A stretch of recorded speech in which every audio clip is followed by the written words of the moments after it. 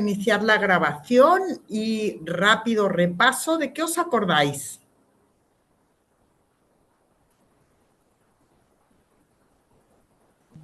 Yo me acuerdo de que vimos la clase anterior, eh, esa encuesta para completar eh, cómo somos en los grupos, en los trabajos de equipo, perdón.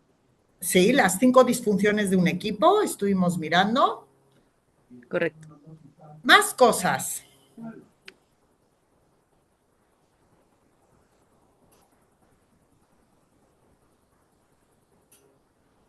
Angie, Hermes, ¿os acordáis de algo más?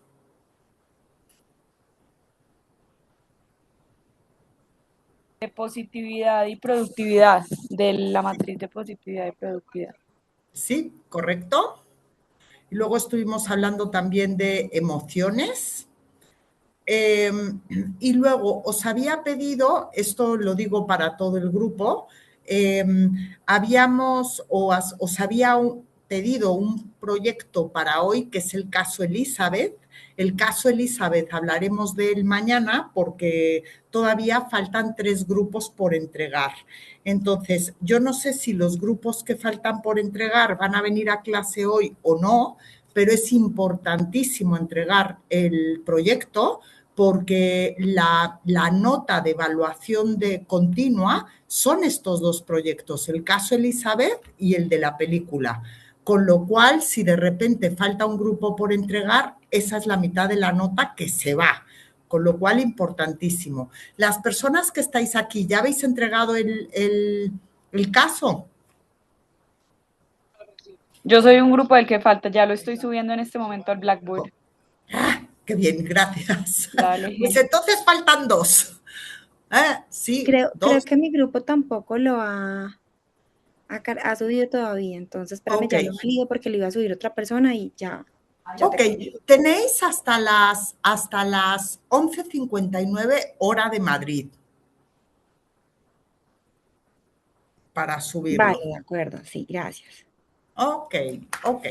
Bueno, pues entonces en la clase de hoy vamos a estar viendo algunas herramientas que tienen que ver con la toma de decisiones y luego empezaremos ya con el tema de gestión del cambio. Entonces, en gran medida, la clase de hoy son simplemente herramientas de las que vamos a hablar. Uno de los grupos o 2 de los grupos ya estuvisteis hablando de cómo se pueden tomar decisiones y compartiré algunas herramientas más. A nivel de empresa, hay empresas que utilizan Power BI, por ejemplo. Algunos de vosotros en la clase anterior estuvimos hablando de cómo puedes utilizar el chat, que te puede ayudar, tener un consejo.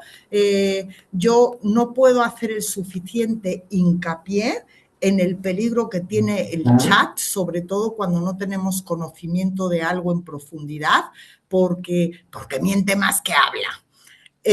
Pero sí puede ser una guía muy buena cuando tenemos conocimiento y queremos simplemente que nos ordene ideas o que nos genere algunas ideas más.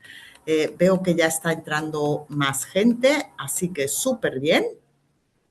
Bueno, el otro día hablamos de las 5 disfunciones de un equipo y lo que vimos fue que el pilar es la confianza.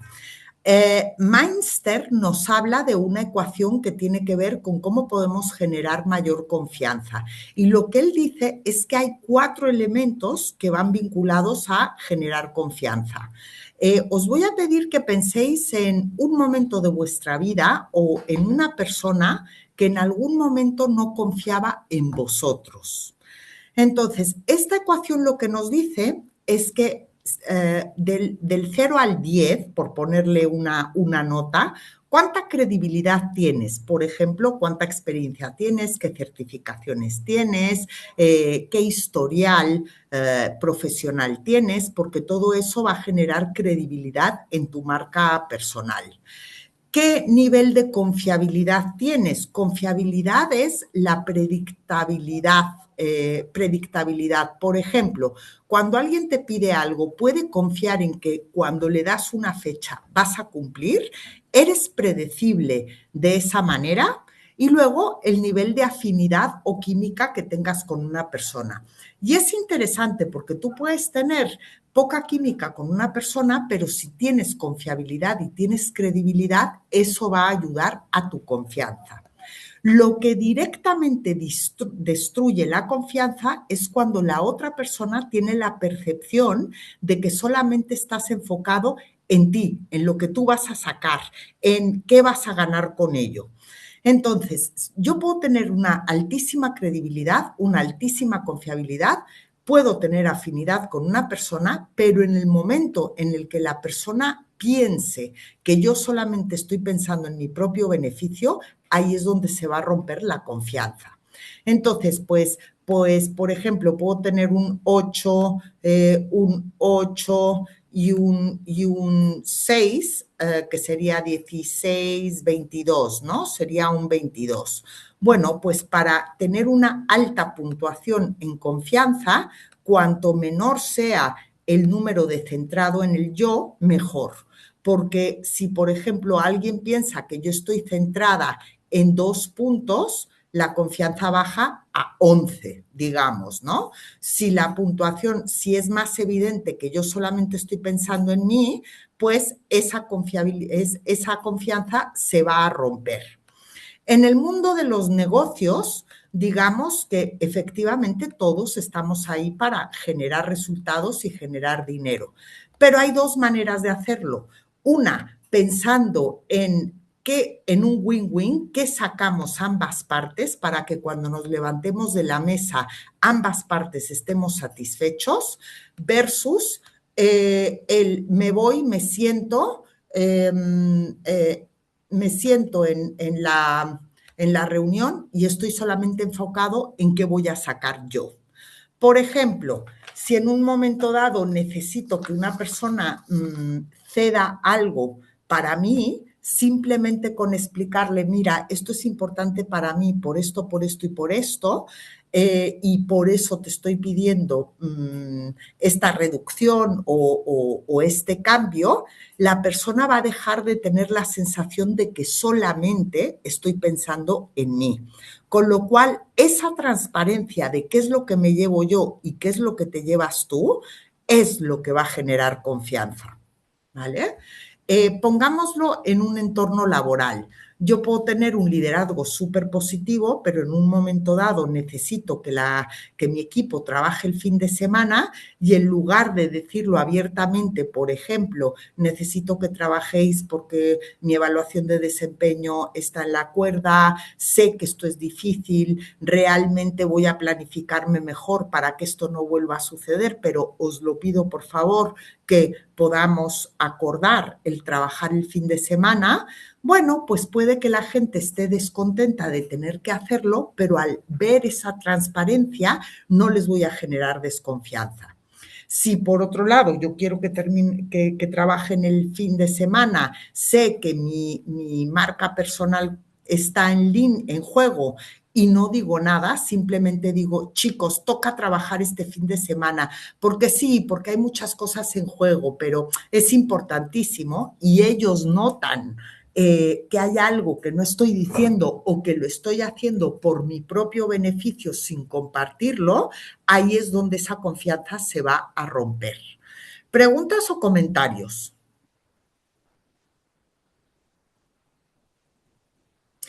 Hace un ratito os preguntaba. Sí, Jimena. Georgina, solo una observación por un caso particular que me ocurrió en algún momento en mi trabajo. Y es que cuando tú tienes que trabajar con personas que, con quienes ya hay confianza, pero por una relación no solo laboral, sino personal, es decir, alguien que sea cercano a ti, algún amigo, pero que a la vez empezás a trabajar con esa persona y resulta que en lo laboral la conexión funciona completamente diferente a como es en una amistad. Ese escenario yo creo que es también súper complejo y lo viví porque la persona en la amistad súper bien, súper cercana, todo eso, pero a la hora de trabajar el cuento era otro.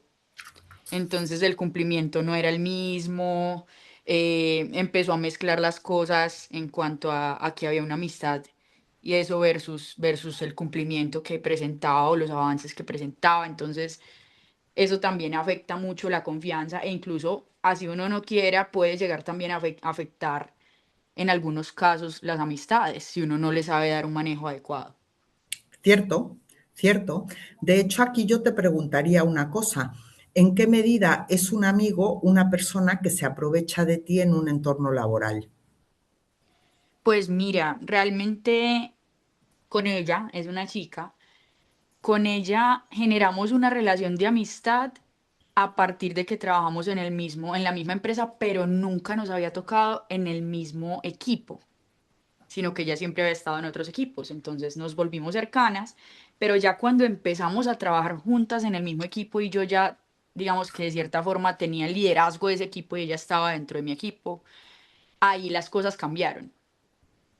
Por lo Sí, que te cuento, porque pues tenía ahí varios temas que trabajar en habilidades blandas y le costaba levantar la mano a tiempo, se dejaba colgar con los pendientes y yo siento que de cierta forma ella le costó separar la amistad de lo laboral y también se ve afectado ese punto. vale. Dame una definición cultural de esta persona. Aquí hay dos dimensiones que están ocurriendo. Como características, ¿te refieres? Dimensiones culturales de las de Hofstede. Bueno, pues a ver, siento que ella siente conmigo una alta distancia de poder. ¿Sí? Es bien curioso, ¿Correcto? es bien ¿Es curioso porque correcto? mira que éramos cercanas y cuando ella entra a trabajar a mi equipo, yo no sé si es quizá mi estilo de liderazgo que soy como muy directa, o sea, muy respetuosa, pero muy directa, cuando algo no se está haciendo como debe hacerse. Entonces yo siento que ahí siente como alta distancia de poder, siente también. Se me escapan los nombres exactos de las dimensiones, pero había una dimensión que hablaba que tú tenías un lenguaje explícito cuando Sí. decías algo. Ese es el caso mío, o sea, yo soy súper explícita con ellos, con mi equipo, cuando algo no está funcionando. Esa sería como otra característica ahí de dimensiones, Ok. de lo que recuerdo. Y colectivismo, colectivismo. Full, Resulta que tú y ella podéis colectivismo. ser, sí, tú y ella podéis ser amigas cuando estáis al mismo nivel, pero no lo sabe gestionar cuando cuando de repente pasas a ser jefa. ¿Por qué? Porque aparte de tener distancia de poder, tiene colectivismo. Entonces siente que es parte del grupo, pero no, porque tú eres la jefa. Entonces, ¿qué diría yo en una situación similar para cuando alguno de vosotros se os dé en el futuro? Nada más empezar la relación laboral, hay que tener una conversación y una conversación abierta. Y la conversación sería en la línea de, hasta ahora hemos sido amigas, ahora me toca liderar este equipo. eh, Cuando yo lidero un equipo, sí separo la parte personal de la laboral, con lo cual lo mismo que le exija a los demás será lo que voy a tener que exigirte a ti. De acuerdo. ¿Qué es lo que yo considero un buen miembro del equipo? Y le das tu lista. ¿Vale? Antes Ok. de que ocurra nada. ¿Por qué? Porque si ya sientas las bases, en el futuro es más fácil decirle, ¿recuerdas la conversación que tuvimos? Pues está pasando esto, esto, esto y esto. Ahora, si no has tenido esa conversación inicialmente, sí la puedes tener y decir, mira, llevamos trabajando en el mismo equipo X tiempo. En ese tiempo yo he notado esto, esto y esto. No le digas más de 3 cosas a la vez. Por ejemplo, y le das ejemplos, cuando ocurrió esto, cuando ocurrió esto y cuando ocurrió esto. En el entorno de trabajo no podemos confundir amistad con trabajo. Para mí me es muy incómodo tener que compartir una amistad y a la vez tener que digamos, decirte que no estás haciendo las cosas bien. Con lo cual, ¿qué piensas de esto? Y dejas que la persona hable. Sí, pues yo te cuento que eso fue ya hace algunos meses, tuvimos precisamente esa conversación y ella justamente por la cercanía que siente conmigo desde la amistad, me buscó como el espacio para conversar, pues que es bien curioso porque ella sintió el cambio súper fuerte del líder que estaba antes versus pues cuando entré yo, porque el estilo de liderar era muy diferente. Hmm. Entonces ella sintió fuerte ese cambio y ahí fue cuando me buscó para hablar y me decía, yo siento que yo no te estoy dando la talla, yo siento que no estás a gusto con lo que con lo que yo te estoy entregando. Y efectivamente, o sea, de todos los miembros de equipo es la persona más junior que tengo y que más requiere como acompañamiento en esas gestiones. Entonces, por eso te lo quería traer precisamente porque traes aquí como la palabra confianza, así como muy protagonista. Y ese escenario yo creo que ha sido uno de los que más recientemente Sí, me ha retado bastante como líder. pero recuerdas que hace unas clases estuvimos hablando de empatía versus buenismo. Entonces, Sí, no confundamos confianza con buenismo. Confianza es la capacidad de demostrar tus vulnerabilidades y sacar temas difíciles. Ella sí mostró esa confianza, pero a partir de ahí hay que construir. Por ejemplo, si ella te dice, siento que no estoy teniendo la talla, le puedes devolver con una pregunta abierta, que es, por ejemplo, ¿dónde crees que no das la talla? ¿Qué sí. podrías hacer? ¿De qué te responsabilizas? Y que sea esa persona la que tome los pasos. Eso, precisamente conversamos de eso y aquí hay un rol que es un poco más transversal que se llama líder de línea de conocimiento y ese líder de línea es el que desarrolla las habilidades de cada miembro de equipo para las personas que trabajan en en nuestras células. Ujú. Y con él ya supuestamente hay que hacerle seguimiento a eso. Quedaron en un plan de desarrollo para que ella evolucionara como esos puntos. Sí, sí, Así es. sí, sí. Muchas Sí, gracias, Georgina. pero no confundamos confianza con buenismo, ¿no? Y esto que estás mencionando es muy común cuando hay distancia de poder y hay colectivismo. Personas que confunden la línea. Hay, por ejemplo, culturas donde hay baja distancia de poder, donde yo puedo rebatirte y confrontarte como jefe, pero sé dónde está la línea. Ujú. Ok, sigamos con el siguiente tema que tiene que ver con la ética. Eh, Hemos estado hablando de cultura, hemos estado hablando de liderazgo, y esto nos trae a la parte de la ética. Por ejemplo, un liderazgo con ética. Resulta que la ética no es universal. Es decir, lo que está bien aquí puede estar mal en otro lado. ¿Por qué? Porque la ética está compuesta por tu sistema de valores y ya vimos que los valores los vas desarrollando según el entorno donde hayas nacido, crecido, etcétera, tus creencias y tu moralidad. La moralidad puede cambiar. La moralidad es aquello que una sociedad piensa que es correcto o incorrecto. Entonces, en España, por ejemplo, pues cuando teníamos el dictador, parecía que era inmoral que las mujeres fueran en bikini a la playa. Y sin embargo, ya no se considera inmoral. Es decir, los temas que están vinculados a la moralidad están vinculados a lo que un grupo asume como correcto o incorrecto y puede cambiar con el tiempo. La ética no es universal.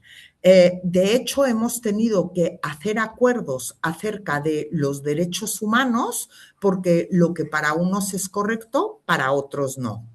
A nivel de empresa, se suelen tener ciertos valores, pero lo importante de los valores no es el nombre, sino cómo se definen esos valores.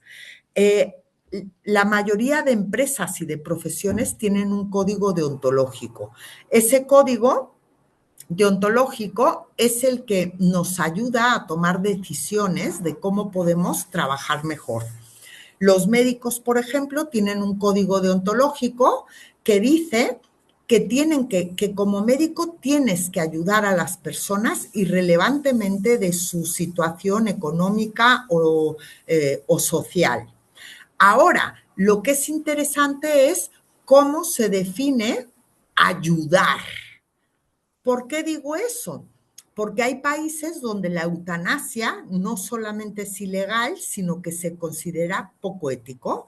Y hay países donde no hay eutanasia, pero hay otros países donde sí hay eutanasia y el médico puede decidir si quiere llevarlo a cabo, tiene la potestad de decir yo no quiero llevarlo a cabo, pero que haya otro médico que sí lo lleve a cabo.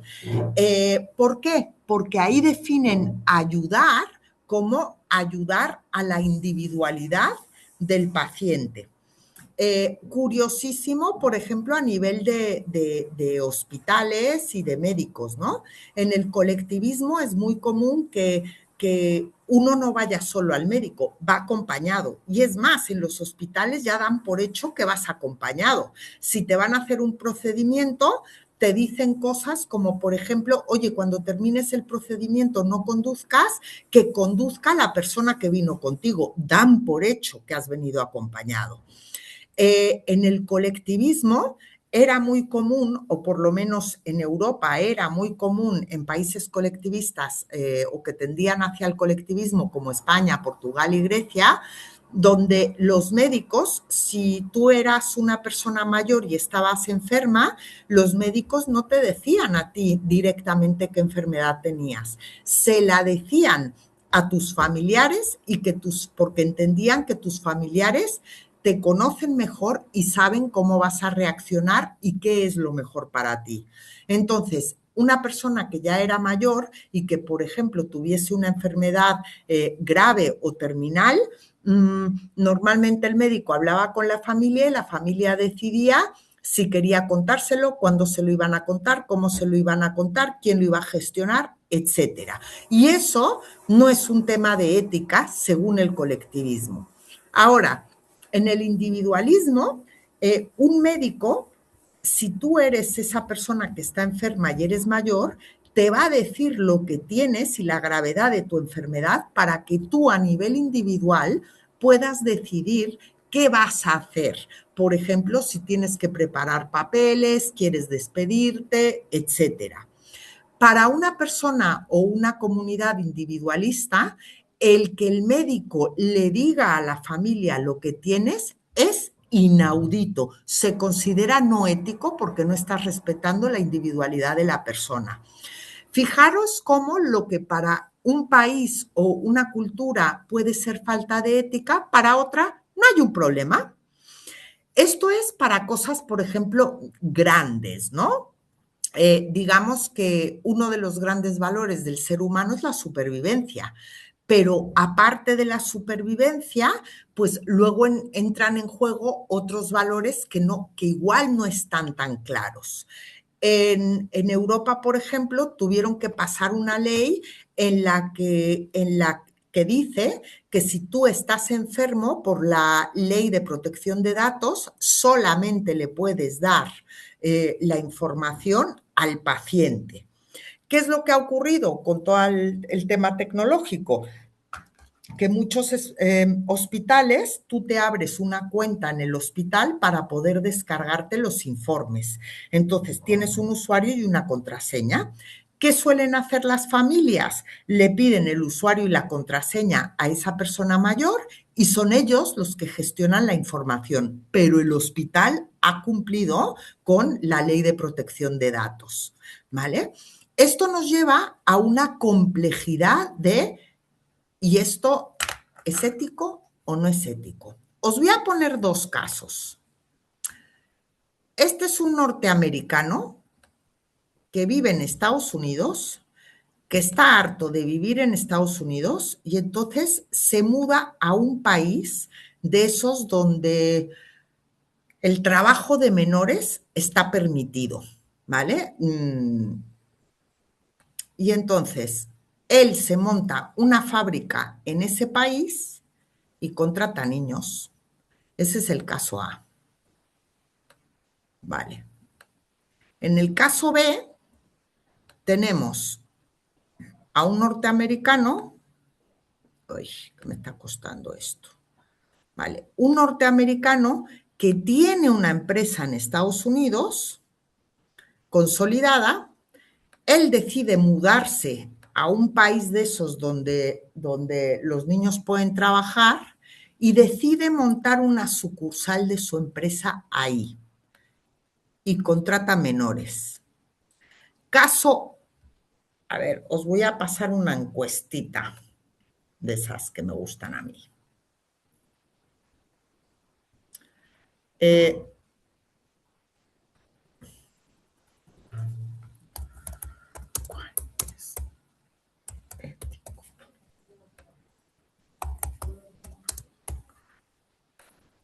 Un segundo.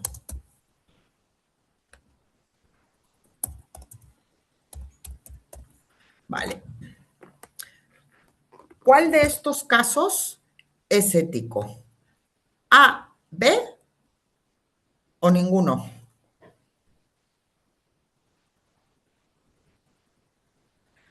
Tenéis que votar.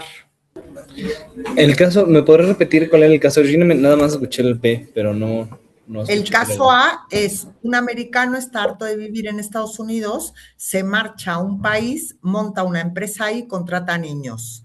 Y el caso B es un americano, tiene una empresa consolidada en Estados Unidos, se harta de vivir en Estados Unidos, se va a un país y monta una subsidiaria en ese país y contrata niños. Pero, ¿cuál es la diferencia? Que uno es una subsidiaria y el otro no. Exacto. Igual En la ninguno es subsidiaria, la subsidiaria no está bajo el mismo nombre de la empresa. No.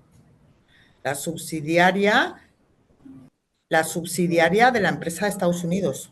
O sea, es como si tú dijeras, EAE Madrid Business School, EAE Panamá Business School. O sea, es la misma empresa con otro nombre en otro país. Una filial, Ok. ¿o qué? Ah, exacto. Sí, una exacto. filial. Ok.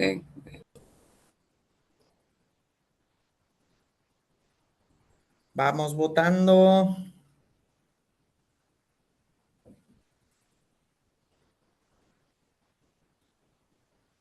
Vamos votando. Hay 8 personas, 6 que todavía no han votado.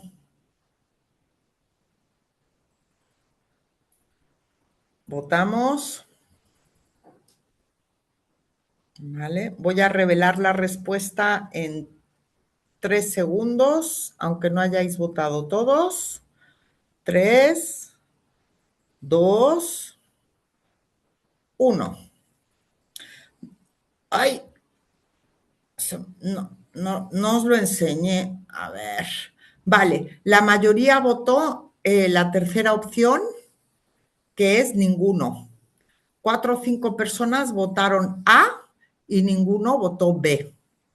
La respuesta correcta es B. ¿Vale? ¿Se considera ético en A? Sí. ¿Se considera no ético en B? No es ético en B. ¿Por qué?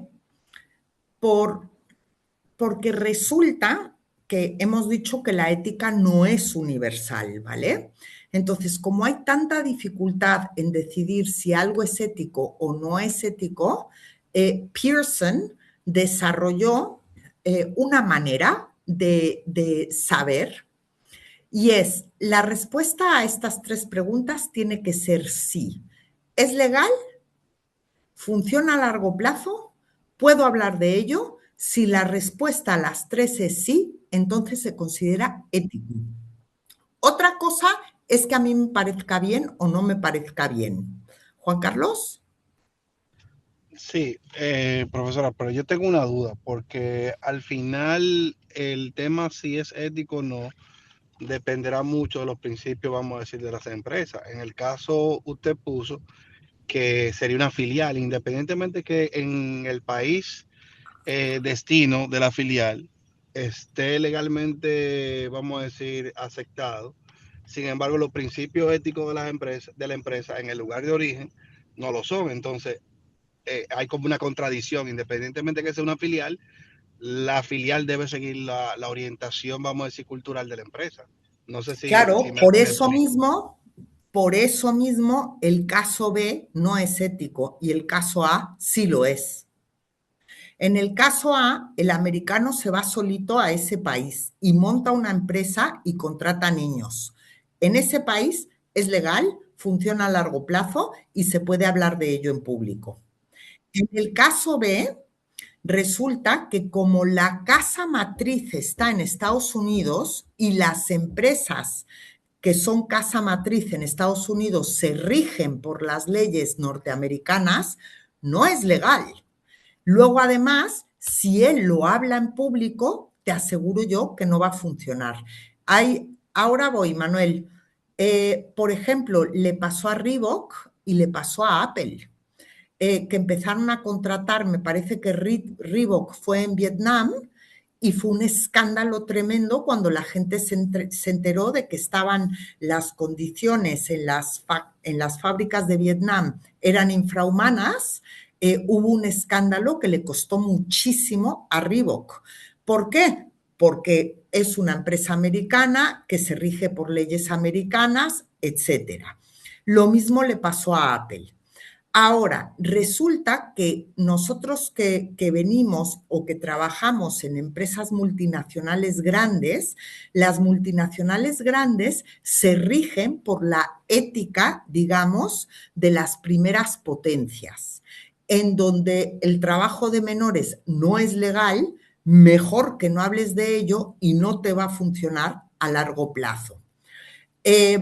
Como en el segundo caso, como en el primer caso decimos que sí es ético, pero hay gente que se siente súper incómoda con este tema, Pearson añadió una cuarta pregunta, que es, imagínate que tú eres, pues, no sé, ¿sabes? Eres una persona que se va a vivir a otro país y de repente te dicen de contratar a niños. Y tú te sientes muy mal al respecto. Pues la cuarta pregunta es, ¿tú te sientes bien con esta decisión? Y si la respuesta a ello es no, aunque sea legal, funcione a largo plazo y se pueda hablar de ello, no es ético para ti. Con lo cual ahí tendrás que tomar una decisión. Manuel. Sí, a ver, pausa. Entonces, lo que sí es ético es agarrar y, o sea, tú haces una empresa en otro país y te riges por sus leyes que funciona a largo plazo y se puede hablar de ello en público. O sea, eso es lo que está correctamente, o sea, lo que es correcto. Eso es correcto si la oficina central y todo es de ese país. Claro, que creo que el caso ahora, era que eran... Perdón, sí, o sea, creo que el caso A era que las personas estaban o sea, un estadounidense se fue de Estados Unidos y se fue a hacer la empresa en ese país donde... Sí, pero no tiene ningún vínculo con Estados Unidos, exacto, ni tiene casa matriz, ni nada. Por eso ahí se considera ético. Ok, eso es ético. Lo que no sería ético es... Y, por ejemplo, ¿qué pasa si tienes una empresa que sí tiene su filial en otro país, Vietnam, por ejemplo, pero te riges por las leyes del país? Pues entonces sería no ético también. ¿Por qué? Entonces, si tú tienes una empresa, si tú tienes, por ejemplo, es una empresa vietnamita que trabaja en España y en España intenta contratar a niños, te digo yo que rápidamente el sistema legal se lo va a comer. Claro, pero ¿vale? si eres una empresa de Vietnam que contrata, o sea, que tiene su filial en España, pero contrata bajo las reglas y normas españolas, ahí cambia la cosa, ¿no? Claro, okay. Claro, ya. Claro, ¿vale? Entonces, ¿qué es lo que están haciendo las empresas? Porque claro, o sea, en Vietnam son unas reglas, en otro país serán otras. Un ejemplo que os puedo dar es Google. Google quería entrar en China y China pues se rige como se rige con el gobierno comunista que tiene, ¿no? Entonces, los chinos le dijeron, claro que eres bienvenido a entrar a China. Ahora, si tú entras a China, tienes que dejarnos paso porque nosotros vamos a censurar toda la información que no nos parezca bien. ¿Qué pasa? Que la misión de Google es proporcionar información gratuita, siempre y cuando no sea una información horrible, por ejemplo, de armas, drogas, prostitución y tal y cual. La misión de Google es proporcionar información gratuita. Pues cuando llegaron a China y les dijeron que les iban a censurar la mitad, a Google no le pareció ético, con lo cual decidió salirse del mercado. Lo mismo pasó al principio con la guerra de Rusia y Ucrania, en el que muchísimas empresas americanas decidieron salirse del mercado porque desde el punto de vista de ética, de código ético norteamericano, el seguir haciendo negocio ahí les iba a costar el negocio. A ver, Gladys dice, ¿y si la venta de esa empresa, ya sea producto final o servicios, se ofrecen a países que no se rigen por esas leyes? Pues ¿dónde tienes la oficina central? O sea, si está, como el caso que decía, que es legal si se muda a otro país, pero luego si va y vende sus productos a países donde no es legal, entonces ahí sí se consideraría un problema o... Sí, no, o sea, esto es la pregunta que también venía haciendo Manuel. Fijaros, por ejemplo, en empresas como Temu, originariamente chinas. En China las condiciones laborales no son las típicas de, por ejemplo, Europa o Norteamérica o muchos países de Latinoamérica. Ellos se rigen por sus leyes y tal, queda clarísimo que su código ético es totalmente distinto, pero aquí venden. Entonces, en el caso de Temu, pues ahí ya es particular de cada persona que decida si quiere comprar ahí o no, porque Temu no tiene oficinas, o que yo sepa, no tiene oficinas en Madrid. ¿Me explicó?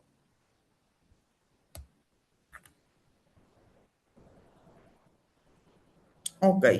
Entonces, efectivamente, como es un reto muy grande, porque lo que una cosa puede parecer bien en un lugar, puede no parecerlo en otro, y aquí estamos hablando de cosas grandes, pero luego hay cosas más pequeñas, como por ejemplo, ¿es ético contratar a tu primo? Pues, según algunas culturas, si vas a contratar a tu primo y estás en una meritocracia, tienes que saber justificar muy mucho que tu primo sea la mejor opción. Hay países donde contratar a tu primo es que no es una cuestión ética, es lo que se hace y punto. Pero ¿qué pasa cuando una persona de un país relacional de repente se va a un país basado en la tarea y quiere meter a sus primos a trabajar? Pues ahí es donde va a haber, digamos, el desacuerdo ético, ¿no? Hay un caso, por ejemplo, en Filipinas, de un empleado le pide a su jefe, es un empleado que es un empleado muy leal, que lleva muchísimo tiempo en la empresa y tal y cual. Y habla con su jefe y le dice, mira, jefe, he pedido un préstamo en el banco porque necesito hacer una remodelación en mi casa y me han pedido que cuánto gano y que mi jefe escriba una carta diciendo que cuánto gano. Entonces yo te iba a pedir que si podías subir el porcentaje de lo que gano para ayudarme con este préstamo. Bueno, pues el directivo decide que sí le va a escribir la carta porque quiere ayudarlo a nivel personal. Además, hay la confianza de que este empleado no va a utilizar esa carta luego para lograr subir el sueldo, etcétera, etcétera. Llega uno de los jefes americanos y cuando se entera quiere despedirlos a ambos. Bueno, aquí es una cuestión cultural, es decir, que está mal mentir y que puede no ser ético mentir, sí. Que en un entorno relacional eso se dé de forma mucho más natural, también. ¿Recordáis cuando os enseñé el mapa, que era rojo y naranja, y estábamos hablando de por qué, en qué países se tolera mejor la corrupción? Y dijimos que normalmente se tolera mejor la corrupción en países granjeros, por aquello del colectivismo, ¿vale? Se asume como más natural.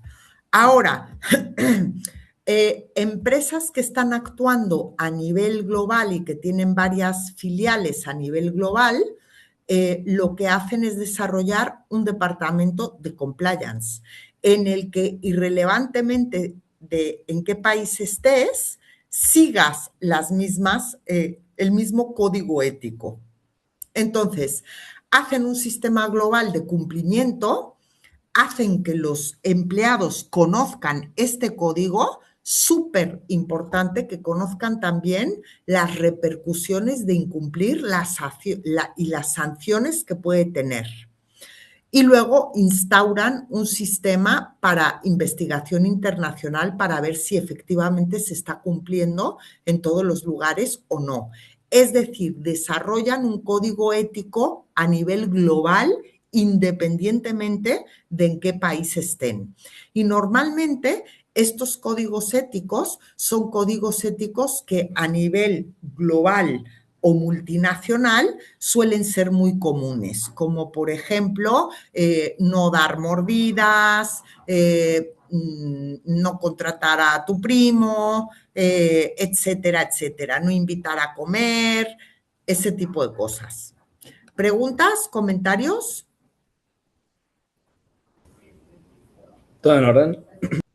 Todo en orden. Vale. Ok.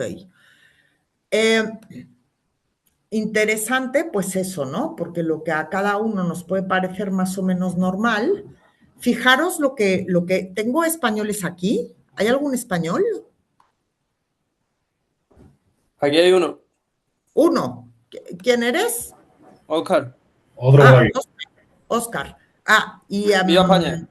Viva España. Pero va a ganar México. No. México vale. no, México creo que no. Ay, no, bueno, no, nunca no. se sabe, ¿eh? Nunca se sabe, nunca se sabe. Estos viven en el milagro continuo. Vale, ¿qué os iba a decir? Porque el caso de España es súper interesante. Ay, que los perros andan gruñendo. Un segundito. Vale. Un caso súper interesante. Por ejemplo, el rey que teníamos antes, que se llamaba Juan Carlos, en España se considera, lo que sabemos es que al parecer Brasil... bueno, ya. Vale. El rey Juan Carlos, que es el padre del rey actual, bueno, en España se considera que la figura monárquica es una figura, digamos, de relaciones públicas a nivel mundial. Cuando vino la pandemia, por ejemplo, nos era muy difícil encontrar mascarillas. El rey actual negoció con Estados Unidos y logramos obtener mascarillas. Es decir, a muy alto nivel funcionan como relaciones públicas. Bueno, pues el rey Juan Carlos, en una gran etapa de su vida, era muy bien considerado aquí en España. Él tenía un montón de amigos árabes en el mundo árabe.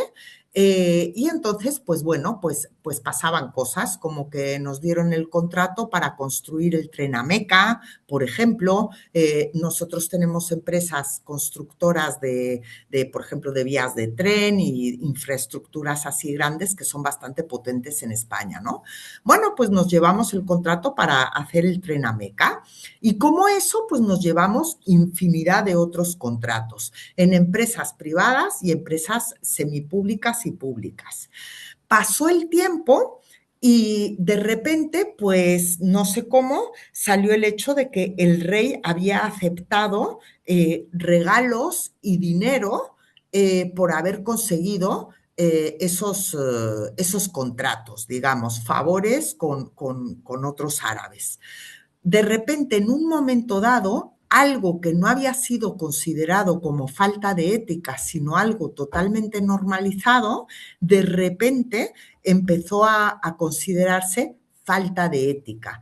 A día de hoy, el que había sido rey de España vive fuera, vive en Emiratos Árabes.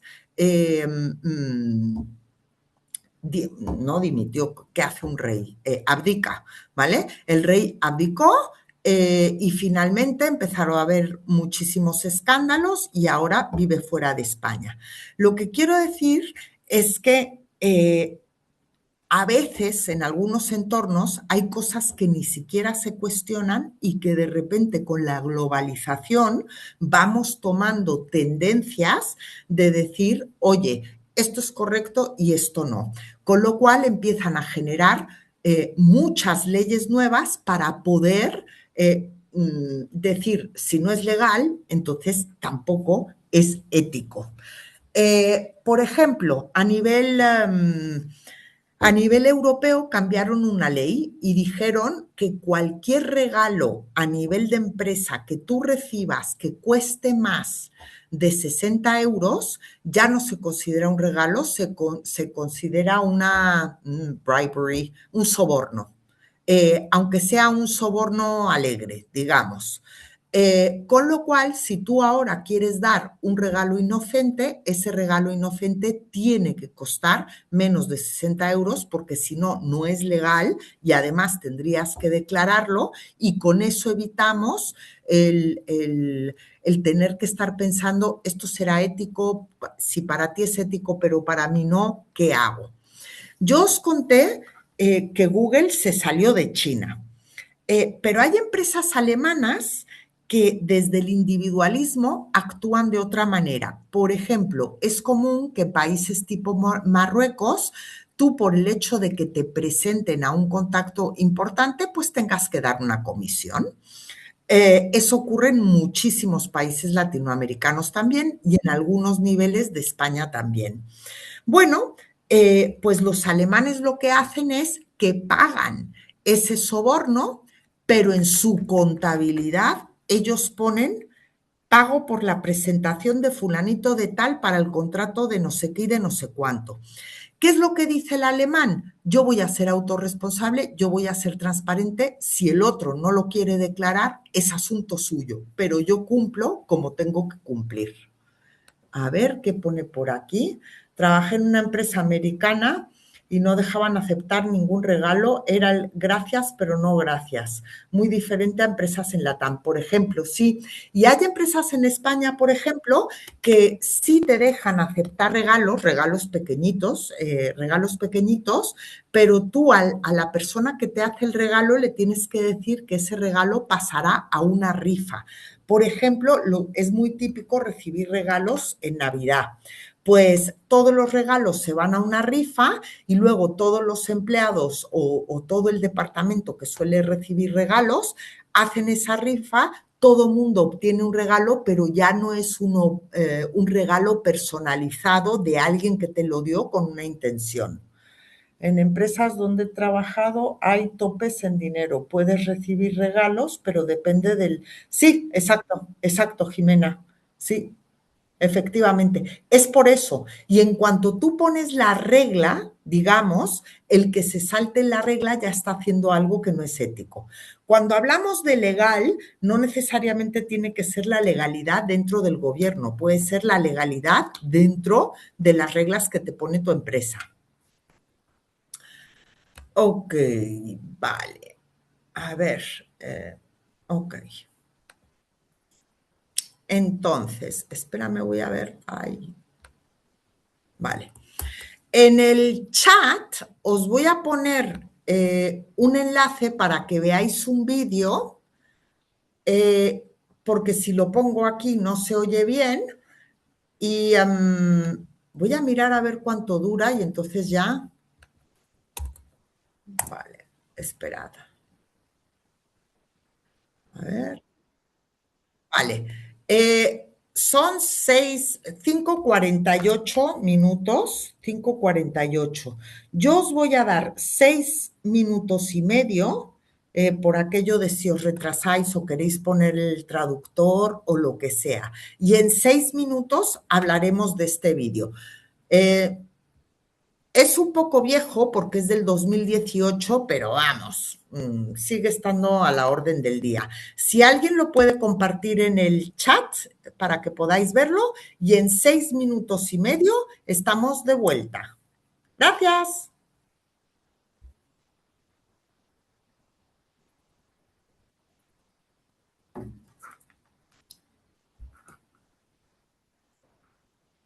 Gracias.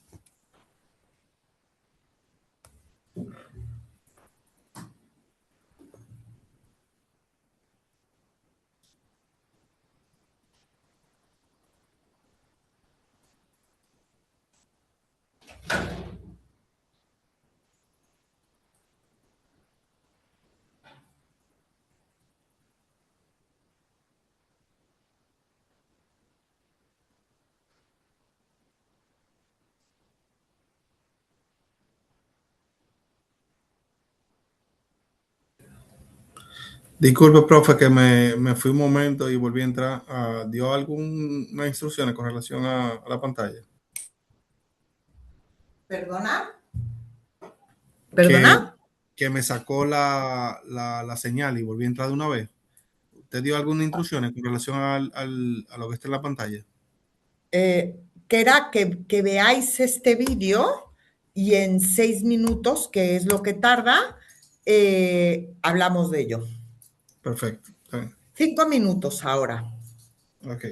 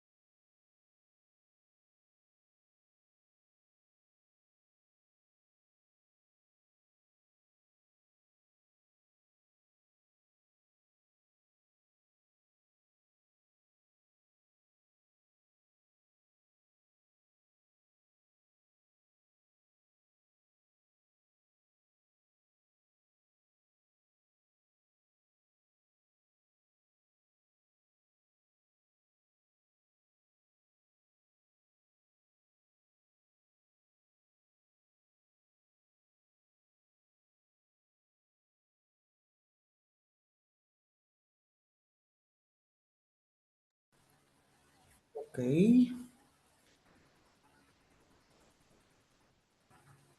Ok.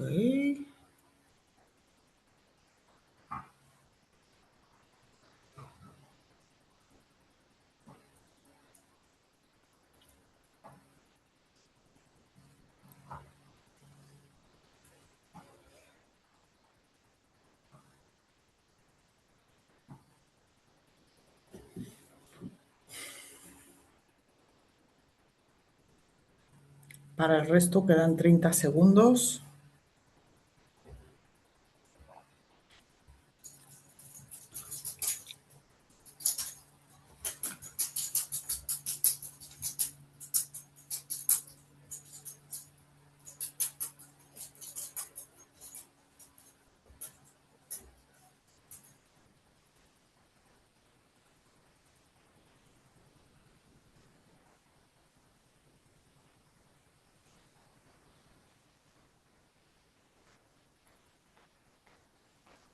Ok, han pasado ya. Entonces, bueno, este vídeo que vemos que es del 2018, pero aún así está bastante relevante, algunas de esas cosas ya han pasado. A nivel de muy interesante es aquello de los unicornios, ¿no? Es decir, la competición que tienen las empresas porque cada empleado genere más. Es decir, tú tomas los ingresos de la empresa, lo divides por el número de empleados que tiene y eso es lo que, digamos, en términos muy generales, está produciendo cada empleado. Entonces, el objetivo es, con el menor número posible de empleados, lograr la mayor facturación. Hace no mucho, y no sé qué empresa es, pero hace no mucho, quiero decir un par de meses, salió la noticia de que ya había una empresa de un solo hombre que había generado un billón de dólares. Y muchas empresas están en esa competencia. Le añadimos el tema de la inteligencia artificial y todo ese miedo que nos están metiendo con que van a desaparecer todos los trabajos, etcétera, etcétera. Hay unas estadísticas que hace un par de años decían que los trabajos que se estaban perdiendo eran los trabajos de la gente senior. Sin embargo, en los últimos 2 años, Medvi era la empresa, Manuel. Gracias. Increíble, ¿verdad? Increíble. Que se me ha ido el santo al cielo, estaba yo diciendo. Sí, bueno, entonces, hace un par de años se decía que los puestos de los senior eran los que se estaban perdiendo. Y desde hace un par de años a esta parte lo que se está diciendo es que son los puestos juniors los que se están perdiendo. ¿Por qué? Porque todas aquellas tareas que son un poco más mecánicas y toda la curva de aprendizaje que necesita una persona joven cuando recién entra en el trabajo, se puede sustituir con inteligencia artificial. Para aquellas personas que son más jóvenes o que quieren entrar en un mercado nuevo, lo que está ocurriendo es que las empresas están contratando a personas que ya tienen muchas habilidades blandas, inteligencia cultural, inteligencia emocional, bueno, pues toma de decisiones, bueno, todas esas cualidades que estuvimos viendo, ¿no? Porque quieren contratarlas y que en poco tiempo puedan promocionar para llevar grupos de gentes, para gestionar grupos de gente. Con lo cual, esas habilidades blandas son súper importantes. Ahora, habilidades blandas para personas junior. Saber generar credibilidad. Sí, Hermes. Sí, pues lo que pasa es que, digamos que estaban hablando sobre la oportunidad de cancelar trabajos y eso, yo también opino lo mismo que usted, que eso es un miedo que nos están vendiendo. Digamos, cuando Nvidia hace unos 10 años advirtió, en mi caso particular, yo soy médico radiólogo, que la profesión iba a desaparecer. Iba a desaparecer y se metieron en el cuento tanto así que muchas personas dejaron de estudiar radiología. Y hoy en día, después de los adelantos de la IA, se descubrieron que se necesita 6 veces más radiólogos que antes, porque nosotros no vemos imágenes interpretamos patologías que se manifiestan en imágenes. Y eso es algo que si no eres médico, pues claramente no ibas a interpretarlo. Entonces yo Sí, creo que hay que verlo más como una ayuda que como un reemplazo, porque exacto. realmente lo que va a evitar es que cometamos más errores. Sí, sí, y te puede generar más ideas y te puede ayudar en la toma de decisiones, etcétera, ¿no?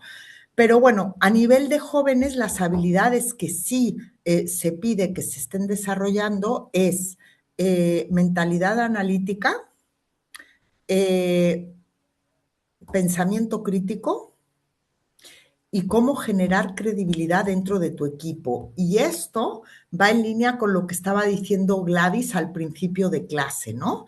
Que es cómo generas credibilidad cuando, por ejemplo, empiezas a gestionar un equipo, antes eras miembro del equipo, cómo puedes generar credibilidad dentro de ese grupo que antes eran compañeros tuyos y luego cómo generas credibilidad hacia arriba. Esa es una de las habilidades. Y luego el pensamiento crítico es otra de ellas. A nivel de senior, lo que se está pidiendo es fomentar una mentalidad de crecimiento, como vimos al principio de la clase, gestionar incertidumbre para ser mucho más adaptable y tener una influencia más grande en que la empresa sea mucho más flexible. Entonces, cualidades distintas según el nivel donde estés tú. Eh, Sin llamarlo así porque queda vamos, no es que sea así del todo, pero tú me estabas hablando de radiología, aparte del conocimiento que tienes, porque ya has visto cientos y cientos y miles de radiografías y además el tener al paciente delante, ver cómo respira, cómo tiene los ojos, cómo, etcétera, etcétera, te da muchísima información. Esa, entre comillas, intuición, pues es algo que es difícil de sustituir. Y en muchos trabajos también. Es verdad que se han perdido un montón de trabajos, pero es verdad que se están creando otros y se van a crear otros que quizás aún hoy en día no conocemos. Ahora, yo os voy a meter más o menos 6 minutitos en grupos y en base al vídeo que acabamos de ver, una lista de qué implica esto para ti como líder. ¿Por qué me gustaría que habléis de esto? Para empezar a preparar una estrategia hacia futuro en vuestro liderazgo. ¿Preguntas o comentarios? ¿No? Ok, pues todo en orden, qué bien.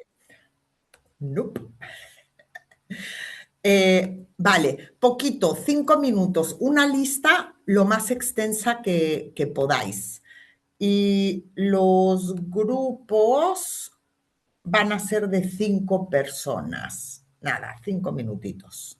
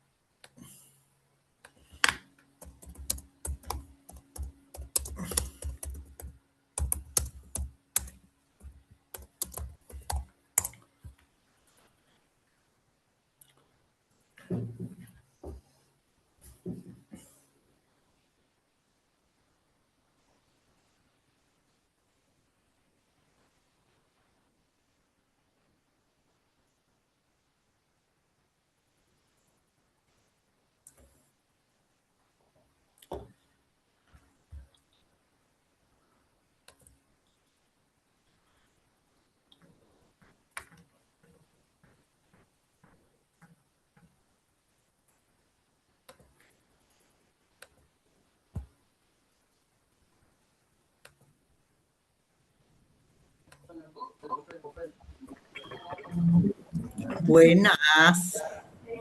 Buenas. ¿Qué tal? De vuelta. Entonces, ¿qué lista habéis configurado?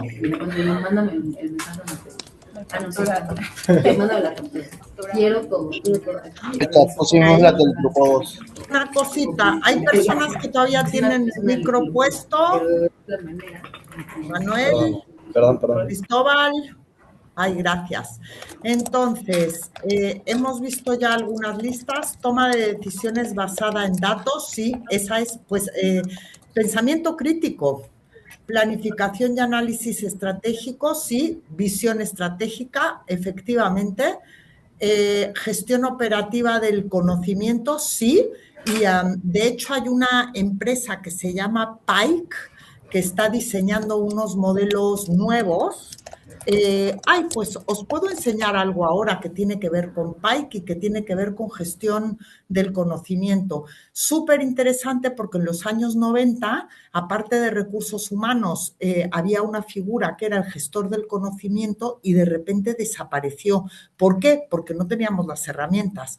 Ahora que tenemos las herramientas es cómo utilizo todo el conocimiento de la empresa, cómo unifico toda esa información para poder tomar esas decisiones que son estratégicas, ¿no? Pensamiento crítico y ético, sí. Inteligencia emocional, comunicación, sí. Liderazgo. ¿Qué pone aquí? Que ya vamos hasta arriba. Liderazgo adaptativo, efectivamente. Formación y capacitación, autoaprendizaje, diría yo. Dirección de equipos híbridos, sí. Formación, capacitación, innovación. Efectivamente, mucho de esto tiene que ver con la adaptabilidad.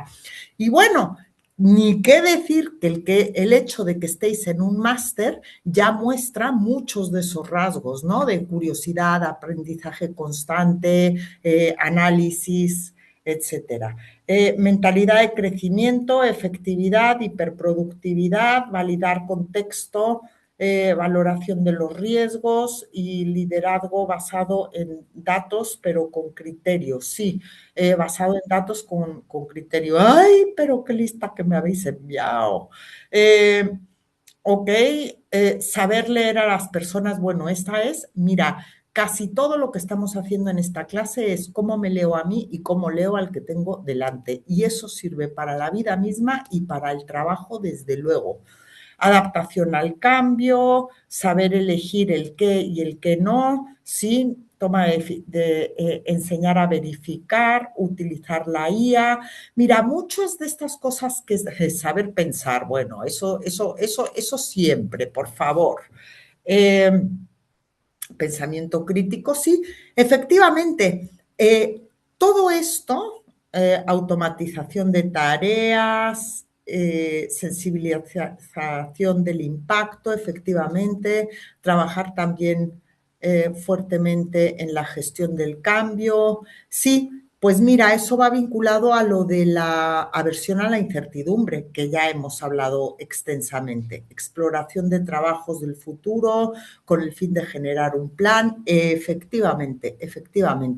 Entonces, Gladys, antes de que entráramos en los grupos, estaba comentando que en su empresa, por ejemplo, ya están monitorizando cuánto utiliza la gente la inteligencia artificial. Para mí, no es importante el cuánto lo están utilizando, sino para qué. Si lo están utilizando para evitar pensar, mal hecho. Si automáticamente estoy generando presentaciones y ya con eso me quedo, mal hecho. Ahora, si lo estoy utilizando para, por ejemplo, eficientar procesos, automatizar cosas, pero que ya están, digamos, desarrolladas de antemano con pensamiento crítico, eso ya es otra cosa. ¿Manuel? Sí, justo quería comentar que es esa parte de saber pensar. Creo que es una habilidad que poco a poco se va a ir perdiendo, desafortunadamente, si es que no hacemos algo pronto.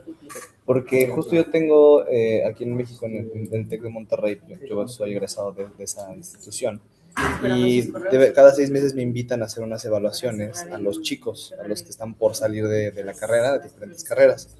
Y me he topado con que justamente, o sea, tú les quitas o sea, obviamente es un examen de lápiz y papel, ¿no? No nada de inteligencia artificial, nada de ChatGPT. Les quitas esas herramientas y las ideas que te presentan, el cómo es el way of work, cómo las van a implementar, cae de más, o sea, que se ve muy pobre, ¿no? A lo mejor durante toda la carrera lo hicieron espectacular, maravilloso, pero quítales ese factor de inteligencia artificial y es como si estuviera hablando con una persona, al menos de mi generación, y no soy, o sea, me gradué en el 21, hablas con una persona de mi generación y dicen, es que el cambio ha sido, o sea, en vez de ser en una espiral y ser mejor, ha sido un cambio de 180 grados, o sea, es hasta dónde vamos a llegar, ¿no? Mira, yo ahí tengo mis teorías, ¿no? Y es en los másters presenciales, sobre todo aquí en Madrid, yo lo que vi de 3 años, no, digamos de 4 años hasta hace un año, es que venían muy flojitos. Flojitos de nivel, quiero decir, ¿no? Y lo que más les costaba era unir los puntos. Yo te doy una idea, te doy otra idea y tú haz conclusiones. Eso les costaba muchísimo y me decían, por ejemplo, yo les enseñaba lo de las dimensiones y me decían, ¿para qué lo puedo usar? O ¿cómo puedo saber si esta persona tiene este rasgo? Eso no me ocurría antes. Entonces, ¿qué es lo que estoy pensando? Que ahí hubo un gap con la pandemia en el que muchísima gente, dependiendo del tipo de colegio al que fuera o universidad, se quedaron sin esa continuidad de aprendizaje sólida durante la época de la pandemia. Por ejemplo, aquí en España hubo lo que se llamaba un aprobado general.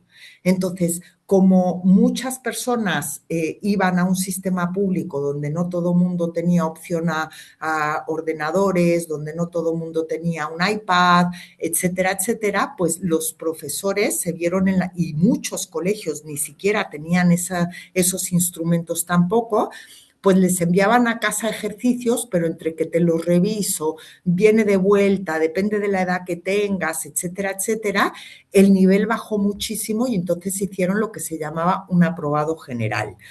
Creo que hubo pero no lo sé, digo que es intuición, porque vi que durante 2 años el nivel bajó increíble.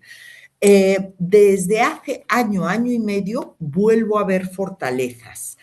Es verdad que desde hace año y medio o así, a nivel de público, tenemos el uso del chat GPT y que ahora están empezando las instituciones a enseñarles a cómo utilizarlo.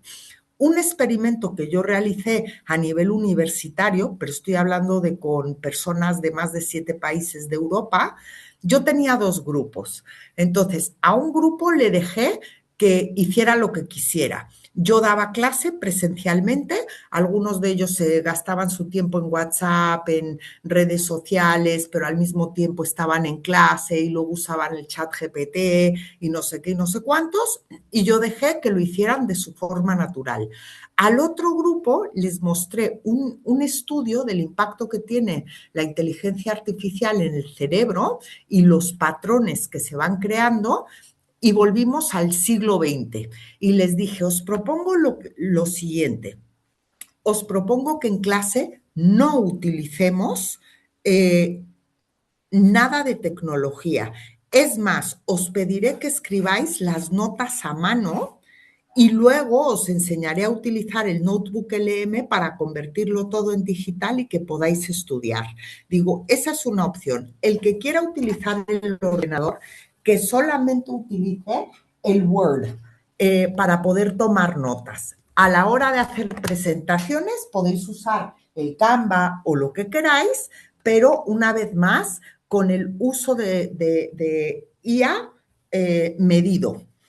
Es decir, si yo les pedía que hicieran una presentación, yo les daba las guías y les decía, hay que preguntar de esta manera, de esta manera, de esta manera, pero antes de preguntar quiero que lo debatáis en grupo, que lleguéis a conclusiones y en base a eso luego se lo pasáis a la inteligencia artificial y luego me hacéis la presentación.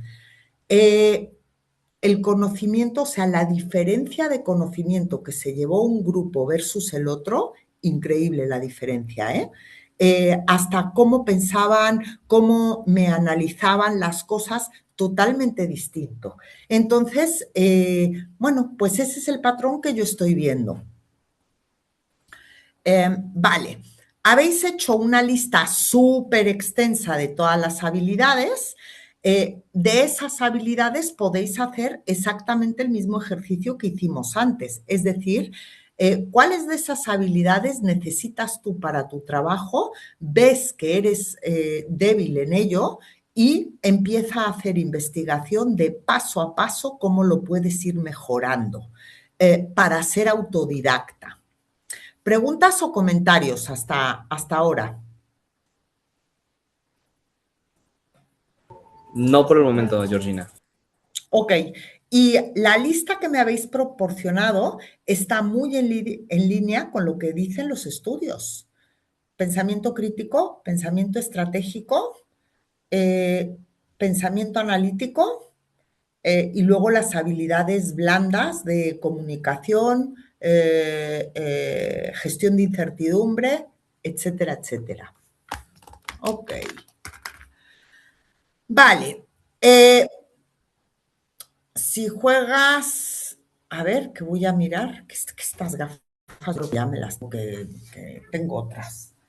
A ver, que se me está desenchufando el ordenador. ¿Qué habéis puesto por aquí, por el chat? Alfredo. Hola, ¿me oyes? A un pez por su habilidad para trepar árboles, vivirá toda su vida creyendo que es inútil. Sí, efectivamente. Efectivamente. Hola, Sí. ¿me oyes, Georgina? ¿Eh? ¿Me oyes? ¿Sí? Sí, lo comentaba un poco alineado con lo que estás comentando y lo que dice Manuel. La cosa es que se está creando, hay una nueva generación que ahora tiene tiempo para estudiar y aprender todas las nuevas tecnologías. Uno invierte mucho tiempo en su trabajo y todo lo demás, pero que ellos al final desarrollaron una habilidad que uno no va a tener, pero que esa nueva generación que surge y logra utilizar su mente creativa y la combina con las herramientas de IA, ellos van a tener una posición mucho mayor que los que solo usan la IA, que al final es reposicionamiento de habilidades y van a tener su posición en la rama jerárquica de cualquier empresa y la nueva estructura social que va a tener. Sí, te diría una cosa, tú me dices, ellos han crecido con esa habilidad que nosotros nunca tendremos. Hermes, ahora estoy contigo. La cuestión está en que, por ejemplo, con 10 minutos al día que le dediques, se aprende muy rápido, ¿eh?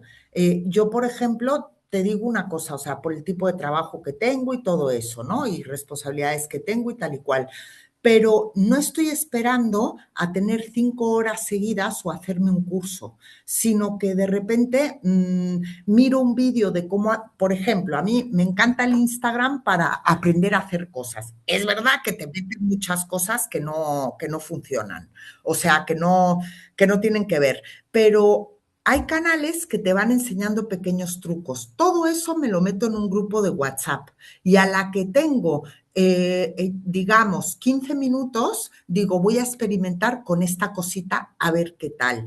Y vas avanzando. Igual no vas a ser tan innato como otras personas, pero avanzas más de lo que piensas. Hermes y luego Manuel. Sí, digamos, en base a lo que estaban comentando, nosotros por eso pusimos dentro de la lista que una de las probables propiedades o facultades que se van a desarrollar es la dirección de equipos híbridos entre humanos e IA, que eso no, en estos momentos, digamos, lo utilizamos como una herramienta, pero realmente lo que va a terminar haciéndose es viendo cómo se forma un equipo entre una cosa y la otra. Sí, sí, sí. Sí, mañana os enseño lo del Pike, Manuel.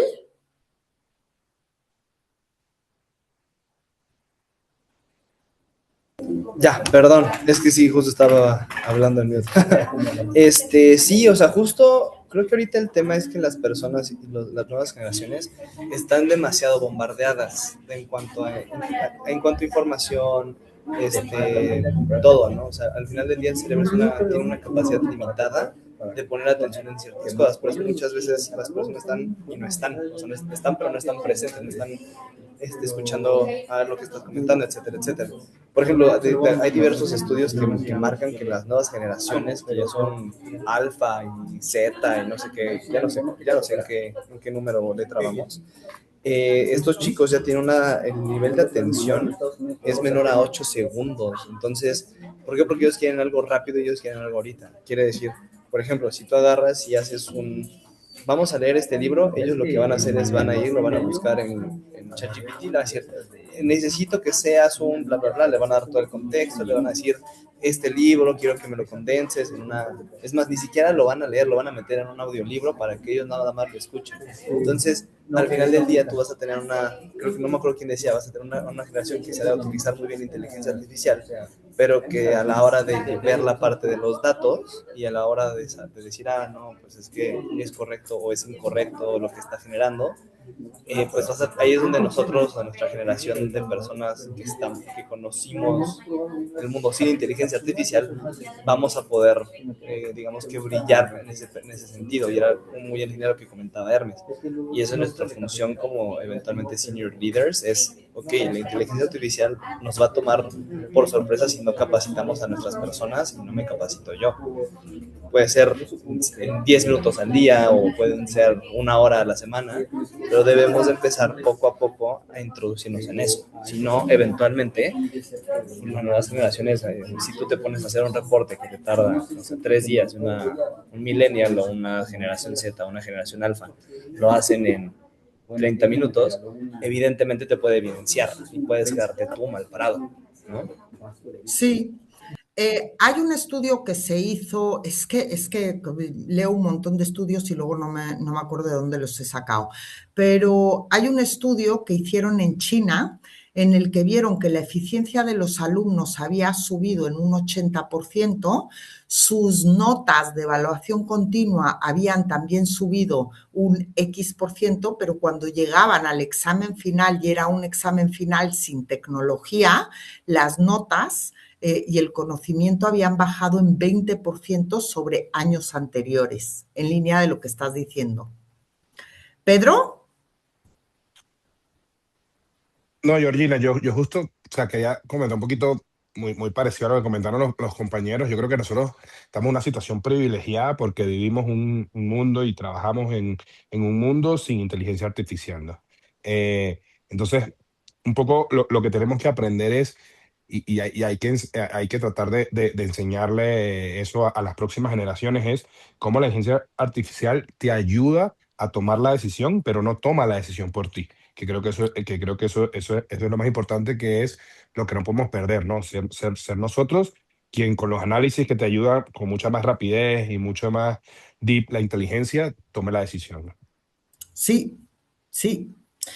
Pues, señores, mañana os enseñaré lo de PAIC y aparte de eso, algunas cosas de lo de ¿cómo le llaman?